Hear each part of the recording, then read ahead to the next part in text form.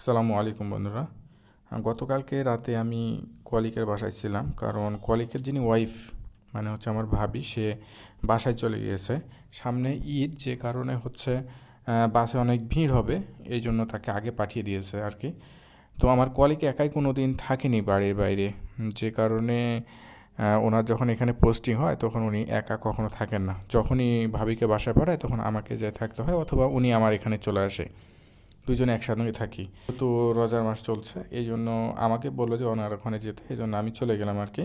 তো ভাবি সব কিছু এগুলো রান্না করে দিয়ে গিয়েছিলো আমাদের জন্য, রুটি রান্না করে দিয়ে গিয়েছিলো এবং গরুর মাংস রান্না করে দিয়েছিলো।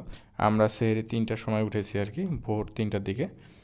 হ্যাঁ, উঠে আমরা অনেকগুলো রুটি বানানো ছিল, সে রুটিগুলো মূলত গরম করলাম, ওনার 3টা আমার 3টা করলাম। তো আমার এখানে একটা জিনিস দেখে খুব আশ্চর্য হয়েছে যে উনি যে রুটি তেলে ভাজার জন্য যে তেলটা দিচ্ছে, যে টিপনাতে করে, এই টিপনাতে তেল দেওয়ার কারণে হচ্ছে কি অনেক অল্প তেলে সুন্দরভাবে ভাজা হচ্ছে আর কি। আমি দেখলাম যে ডিম ভাজছে, ডিমেও কিন্তু এভাবেই তেল দিচ্ছে আর কি।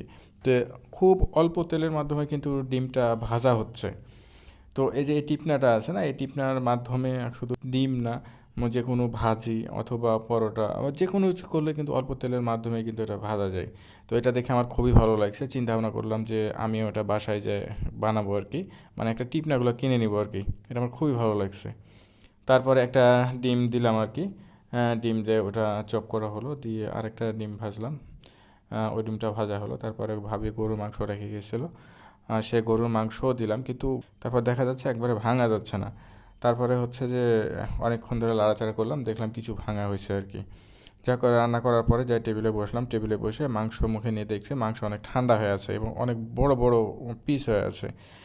তারপরে আবার নিয়ে আসলাম, নিয়ে এসে একটু পানি দিলাম, পানি দিয়ে তারপর আবার টেবিলে বসলাম, টেবিলে বসে দুইজন মিলে রুটি মাংস ডিম একসঙ্গে বসাই দিলাম, মানে সাটিয়ে দিলাম।